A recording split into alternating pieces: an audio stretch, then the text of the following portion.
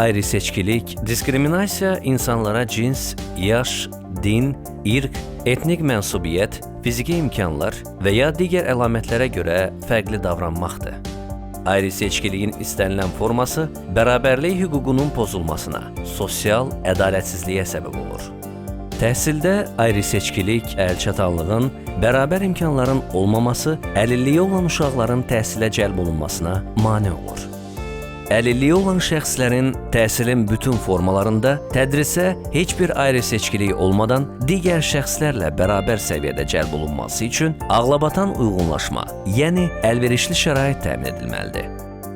Yaşa görə ayrı-seçkilik halları həyatın bütün sahələrində, iş yerində, təhsildə, tibbi xidmətlərin göstərilməsində və sosial münasibətlərdə ahılların səmərəsiz, gənclərin isə təcrübəsiz hesab edilməsi ilə özünü göstərir.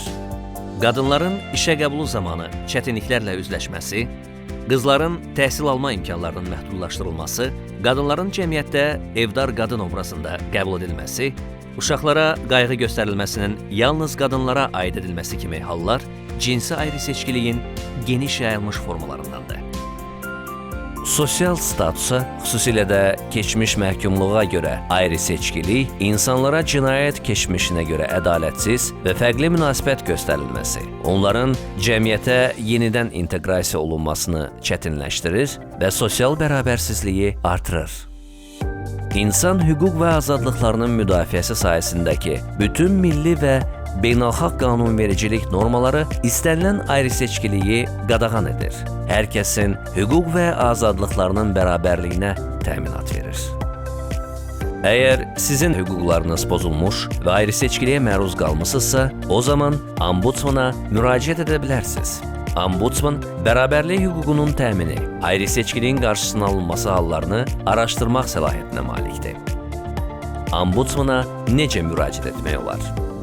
7/24 fəaliyyət göstərən 916 çağrı mərkəzi vasitəsilə əlaqə saxlayaraq, elektron əlaqə vasitələrindən istifadə etməklə, hökumət evində yerləşən vətəndaşların qəbulu mərkəzinə müraciət etməklə, Azərbaycan Respublikasının İnsan Hüquqları üzrə müvəkkili, Ombudsman, hər kəsin bərabər hüquqlara malik olduğu inklüziv cəmiyyət naminə.